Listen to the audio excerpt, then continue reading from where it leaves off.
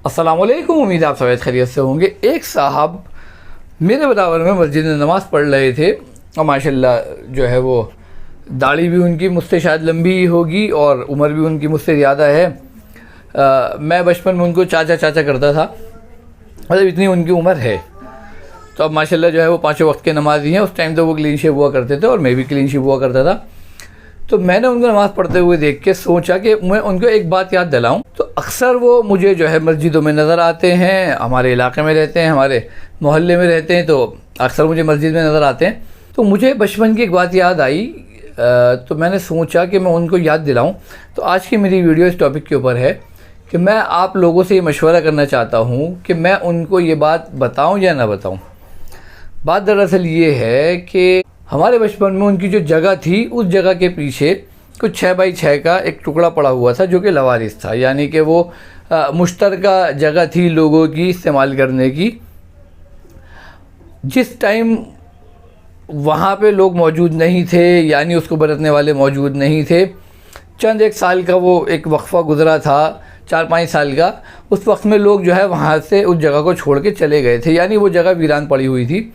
तो उन्होंने उस जगह को अपनी जगह के अंदर शामिल कर लिया। हमारी आंखों देखी भी बात है।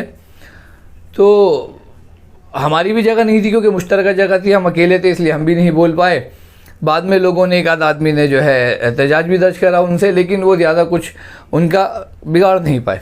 तो आज मैं ये सोच रहा था उनको देख के कि अक्सर जो है ये पाँचों वक्त की नमाज में मस्जिद में नज़र आते हैं और पहली सफ़ में नज़र आते हैं। इनकी शायद तकबीर उलवी ना छूटती हो, लेकिन इन्होंने जो एक बेईमानी करी है, वो 6 बाई 6 का जो इन्होंने टुकड़ा हड़प लिया और अपनी जगह में शामिल कर लिया।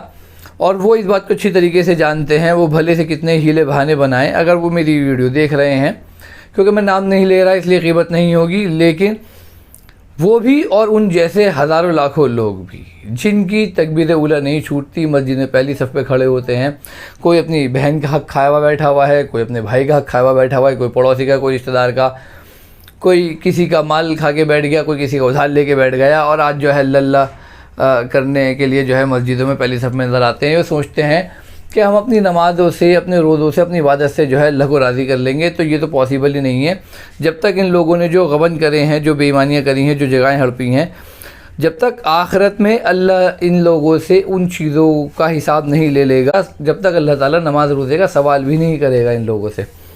तो मैं ये सोच रहा था कि मैं इन साहब से ये कहूँ कि ये जो नमाज़ पढ़ रहे हैं पाबंदी से आज, इनकी कितनी उम्र होगी। हो सकता है इनसे पहले मैं निकल जाऊं, लेकिन फिर भी एक मोटा माटी अंदाज़ा ये है कि भाई आदमी को जैसे जैसे बुढ़ापा आता है, बीमारियां भी लगती चली जाती हैं। तो अब इनकी कितनी उम्र बची होगी, एक दिन आएगा ये दुनिया से चले जाएंगे। अब इन्होंने जो बेईमानी और गबन करा था और वो जगह हड़पी थी इन्होंने, और इन जैसे हज़ारों लाखों लोगों के लिए भी ये बात है, तो ये तो होंगे अपनी कब्र के अंदर। अब इनकी औलाद को अगर ये बात पता भी होगी कि ये हमारे बाप ने बेईमानी से जगह हथिया ली थी, तो औलाद ये सोचेगी कि ठीक है तो बेईमानी की, लेकिन भाई हमने थोड़ी करी है, हमारे बाप ने करी थी। अब वो बाप जिसने बेईमानी से जगह हड़पी थी वो कब्र में है और उसके ऊपर मुसलसल अज़ाब हो रहा है। इसकी औलाद पे भी होगा अगर इसकी औलाद को पता है तो, लेकिन इसकी औलाद बाप के मरने के बाद वो जगह छोड़ेगी नहीं, ये सोच के कि जी मेरी बाप की कब्र में अज़ाब हो रहा होगा तो ये जगह जो है मैं वारिसों को वापस दे दूँ।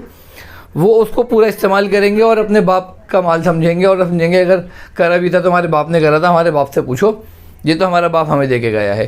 तो अब ये बात ये है कि हम लोग जवानी के अंदर तो लोगों के माल हड़प लेते हैं, जगहें हड़प लेते हैं, भाई बहनों के हिस्से खा जाते हैं, और बुढ़ापे में ये सोचते हैं कि जी नमाज रोज़ा करके जो है हम इन चीज़ों को जो है अल्लाह से बख्शवा लेंगे। तो ये जो है नामुमकिन है, ऐसा हो ही नहीं सकता। अल्लाह की शरीयत इसके ख़िलाफ़ है कि कोई आदमी जो है लोगों के हक़ मारे, खाए, बेईमानियाँ करे, झूठ बोले, लोगों को धोखा दे और फिर अल्लाह से जो है नमाज़ें पढ़ के अपने गुनाहों को माफ़ करवा ले। ऐसा अल्लाह के कानून में कहीं भी नहीं है। जिसका माल आपने लिया है दुनिया के अंदर, आखिरत में पहले आपको उसका माल वापस करना पड़ेगा। भले सब आपकी नमाज की शक्ल में हो, आपके रोज़े की शक्ल में हो, आपकी इबादतों की शक्ल में हो, उसके बाद फिर आपकी नमाज रोज़े का हिसाब होगा। तो अपने नमाज रोज़े के ऊपर ध्यान देने से पहले जिन लोगों का आपने माल खाया है उनका माल वापस कर दो। जो जगहें आपने हड़पी हैं वो वापस छोड़ दिए, नहीं तो आप बहुत जल्दी अल्लाह के सामने खड़े होंगे और फिर आपको जो है हिसाब देना बहुत मुश्किल हो जाएगा।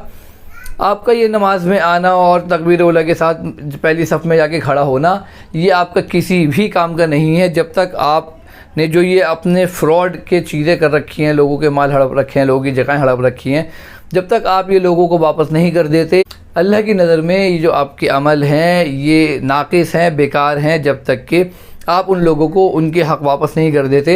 ये आपकी नमाज रोज़े तकबीर उला और पहली सफ़े आपके किसी काम नहीं आने वाली, याद रखिएगा।